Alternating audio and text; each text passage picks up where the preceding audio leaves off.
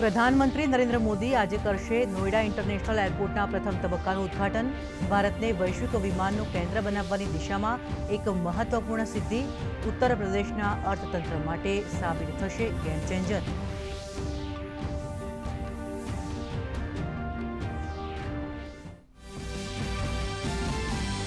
કેન્દ્રીય ગૃહમંત્રી અમિત શાહ આજે પશ્ચિમ બંગાળ અને આસામની મુલાકાતે। કોલકાતામાં ટીએમસી સરકાર સામે જાહેર કરશે ચાર્જશીટ।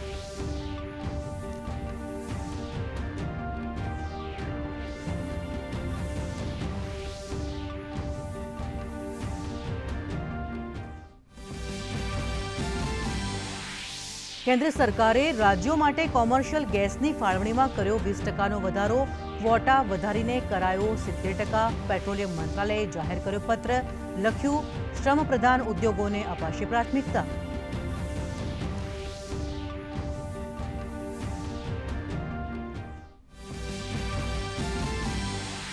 નેપાળમાં નવી સરકારની રચના સાથે જ રાજકીય હલચલ થઈ તેજ।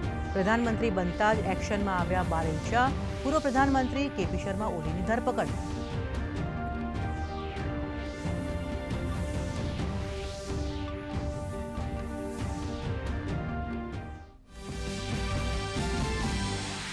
ઈરાન અમેરિકા સંઘર્ષ અંગે માર્કો રૂબિયોનું નિવેદન, થોડા અઠવાડિયામાં પૂર્ણ થશે અમેરિકી સૈન્ય અભિયાન।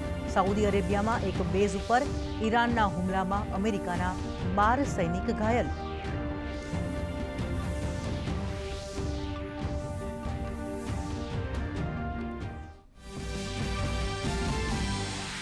વારસાઈ સંબંધિત ખેતીની જમીન ઉપર થતા આંતરિક વ્યવહારોના કિસ્સામાં લાગશે માત્ર ₹300ની સ્ટેમ્પ ડ્યુટી। સ્ટેમ્પ ડ્યુટીના ખર્ચથી મોટી રાહત મળતા જમીન વહેંચણી અને હક કમીની પ્રક્રિયા બનશે સરળ। મિલકતના વેચાણમાં આર્થિક ભારણ થશે ઓછું।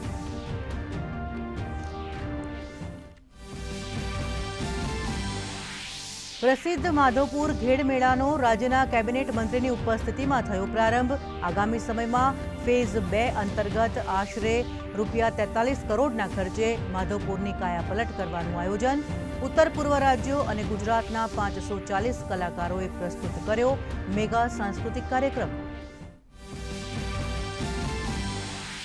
અને આજથી શરૂ થશે ઇન્ડિયન પ્રીમિયર લીગની 19મી સિઝનનો રોમાંચ। પહેલા મુકાબલામાં બેંગલુરુમાં વર્તમાન ચેમ્પિયન આરસીબી સામે સનરાઇઝર્સ હૈદરાબાદનો પડકાર।